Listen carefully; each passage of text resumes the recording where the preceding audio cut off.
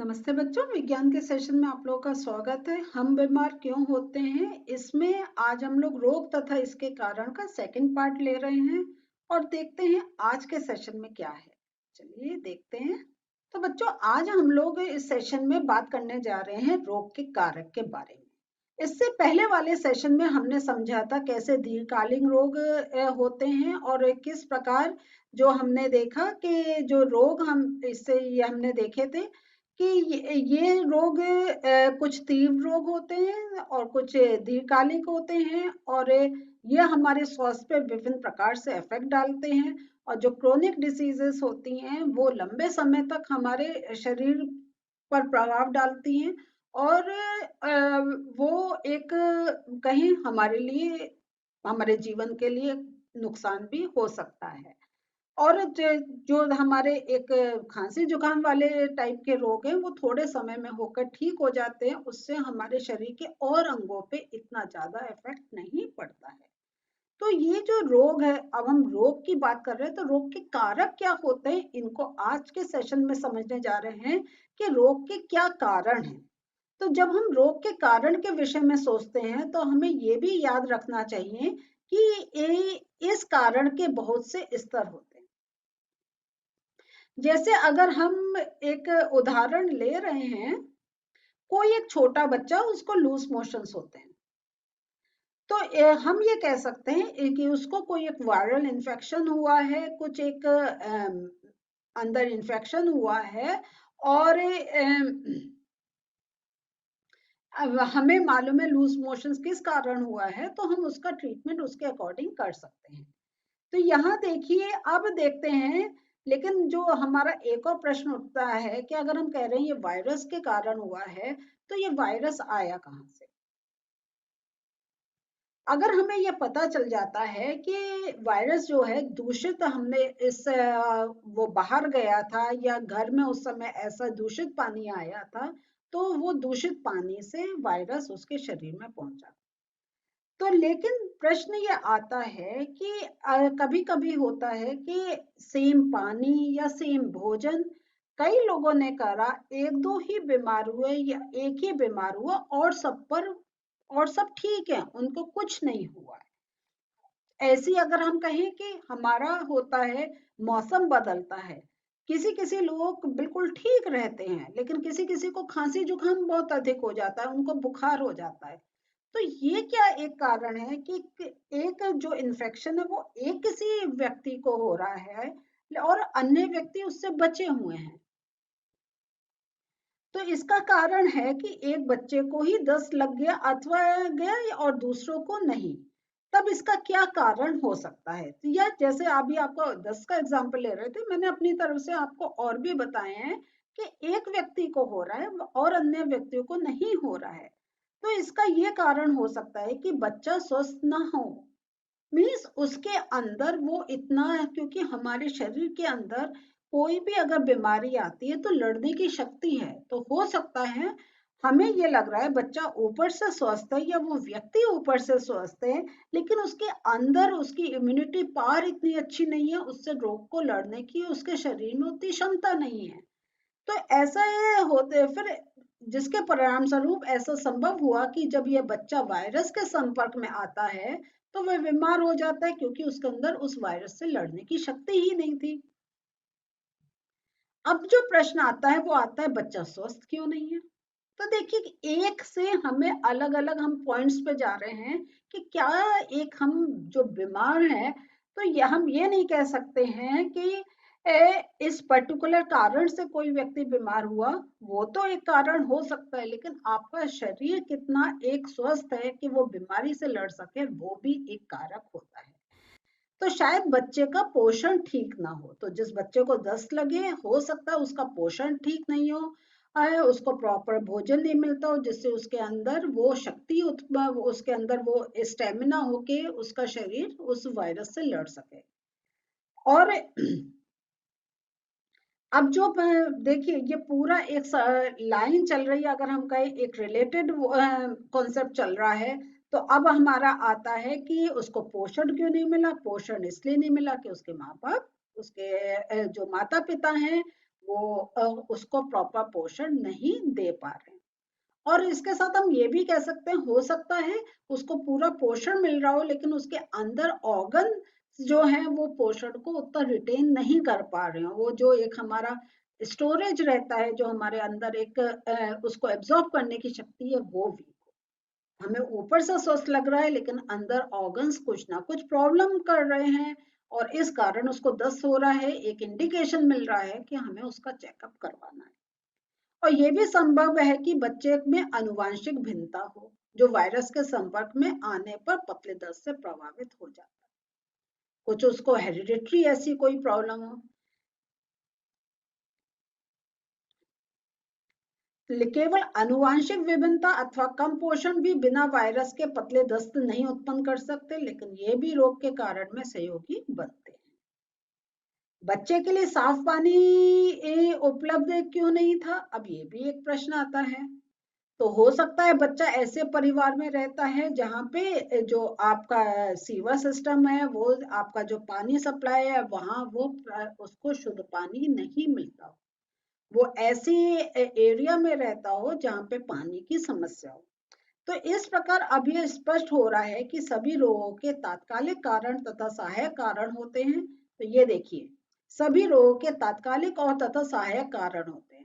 तात्कालिक यह है कि उसको पानी इन्फेक्टेड मिला, और सहायक कारण हो सकते हैं कि उसका पोषण ठीक नहीं हो, उसके अंदर अनुवांशिक कोई प्रॉब्लम हो। तो ये कई कारण मिलके कोई एक अगर देखें तो हमारे जो एक रोग उत्पन्न करने का एक कारण बन जाता है ना।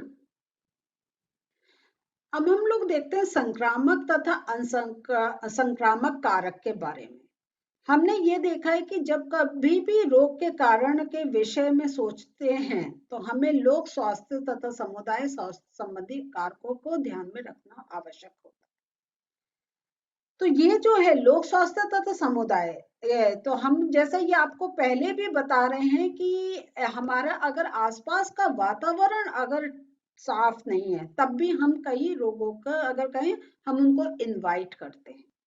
और ये अगर हम देखें तो रोग के तात्कालिक कारणों के विषय में सोचना अच्छा है, क्योंकि ये दोनों भिन्न भिन्न प्रकार के होते हैं। तो सबसे पहले तो हमें ये देखना है कि इमीडिएट क्या है। मीन्स हमारे ज्यादा पॉल्यूशन नहीं हो, पानी स्वस्थ मिले, हवा स्वस्थ एक साफ मिले। तो यहाँ देखते हैं संक्रामक कारक जो देखते हैं वो जो अधिकांश क्या है सूक्ष्म होते हैं। तो अगर कहीं कुछ एक संक्रामक अगर रोग हो रहे हैं तो वहां पे सूक्ष्म है, और सूक्ष्म तभी हो रहे हैं जब आसपास सफाई नहीं है। तो जितने मतलब ये जिनका एक कारक सूक्ष्म हो रहे हैं उनको हम संक्रामक रोग की कैटेगरी में रख रहे हैं।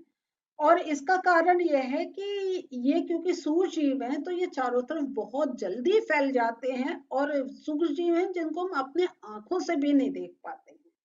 हम ये सोचते हैं कूड़ा पड़ा है, कोई बात नहीं, हम तो बच के निकल रहे हैं, हम तो दरवाजे बंद करके अपने घर में रह रहे हैं।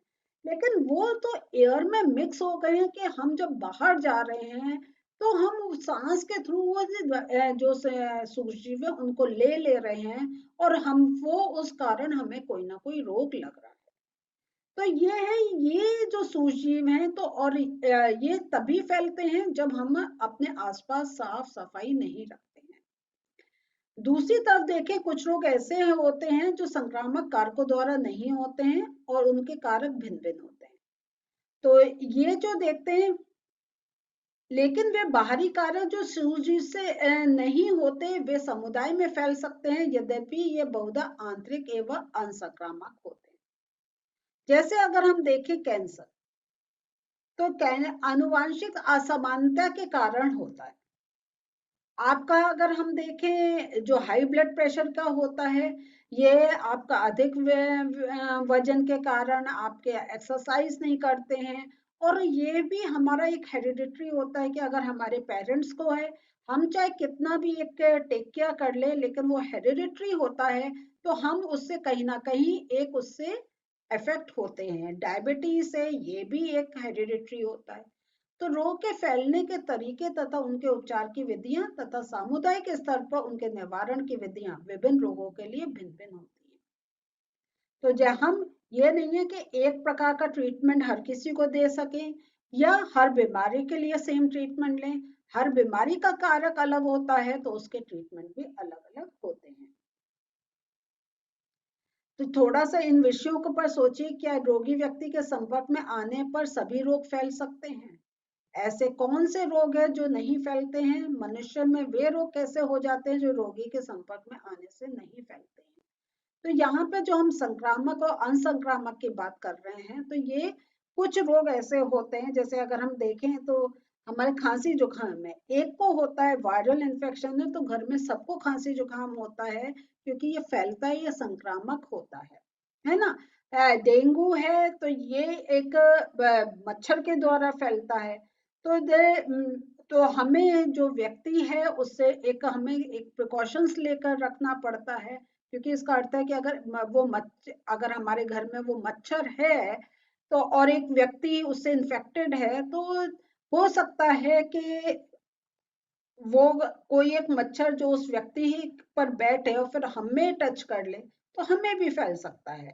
और कुछ लोग होते हैं, जैसे अगर हम देखें डायबिटीज का देखें, तो अगर हम उसको टच कर रहे हैं या उसके साथ बैठे हैं हमें नहीं हो रहा है, लेकिन वो संक्रामक में नहीं आ रहा है, लेकिन वो हेरिडिटरी में आ रहा है कि अगर हमारे पेरेंट्स को हुआ तो हो सकता है, संभावना है कि हमें भी हो सके।